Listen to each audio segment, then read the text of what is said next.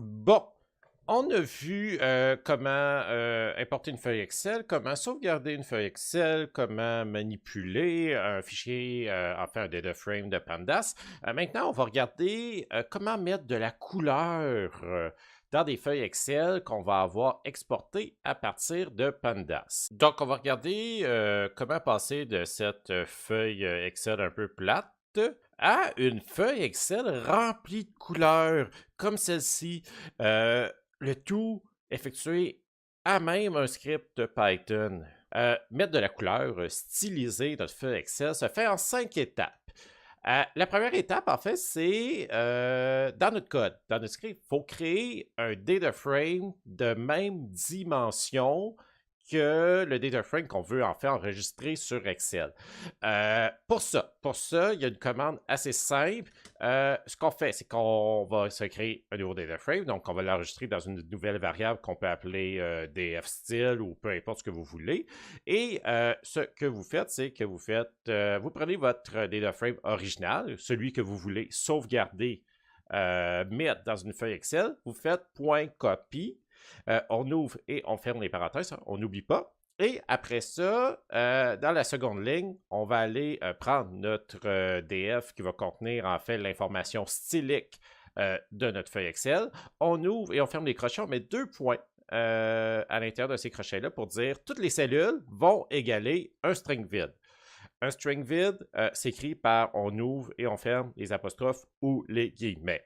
Donc, on va aller tout de suite faire ceci en exemple dans un script de Python. Donc, on est ici, on a un data frame, en fait, la variable donnée contient un data frame où qu'on avait trois colonnes, Bobo, Monique, Bernard ici. Ce qu'on va faire, c'est qu'on va le copier dans la variable donnée style, par exemple. Et bon, on fait tout simplement, on va appeler donnée ici et on va lui dire copie-moi ça. Et après ça, on rappelle donnée style, on ouvre et on ferme les crochets, on écrit 2 points et on ouvre et on ferme des guillemets ou des apostrophes pour dire qu'on veut des strings vides. Donc, vous voyez, quand j'ouvre données ici, j'ai un string vide. Ce qu'on va faire ici, c'est qu'on va aller insérer des strings qui vont contenir l'information stylique de chacune des cellules.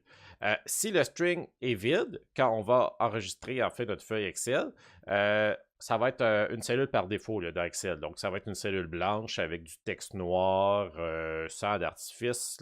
Ça va être une cellule par défaut. Et dès qu'on rajoute de l'information, dès qu'on met un string non vide dans données CDC, ben en fait, on va modifier l'apparence de notre cellule dans Excel. Donc, la deuxième étape pour créer notre feuille Excel ici, c'est on va créer des strings contenant l'information stylique. Comment on insère l'information stylique? C'est qu'on se crée un string ici. On va écrire, bon, le paramètre 1. Est-ce qu'on est en train de changer la couleur? Est-ce qu'on est en train de changer la couleur de fond? Est-ce qu'on est en train de changer la bordure? Et c'est quoi l'option qu'on met à ce paramètre-là? On fait point virgule, on écrit le deuxième paramètre qu'on veut modifier, comme la couleur du texte, et on écrit, par exemple, la couleur du texte. Et ainsi de suite. On peut se créer différents styles qu'on va appliquer à différentes cellules. Voici ici un tableau qui décrive en fait les principaux paramètres qu'on peut en fait insérer pour styliser la cellule et l'argument qu'on peut en fait définir à ce paramètre-là. En fait, les trois plus principaux, là, si on peut dire de même, là, couleur du texte, couleur de fond de la cellule et couleur de la bordure de la cellule. Ça, vous allez écrire, donc vous allez remplacer ici par color, background color ou border color. Et comme argument, en fait, arc 1, arc 2, arc 3, vous allez écrire le code hexadécimal. C'est quoi ça, cette affaire-là? Donc, pour connaître le code hexadécimal de votre couleur préférée, là, la meilleure chose à faire, c'est aller sur votre navigateur, taper sur Google Color Picker.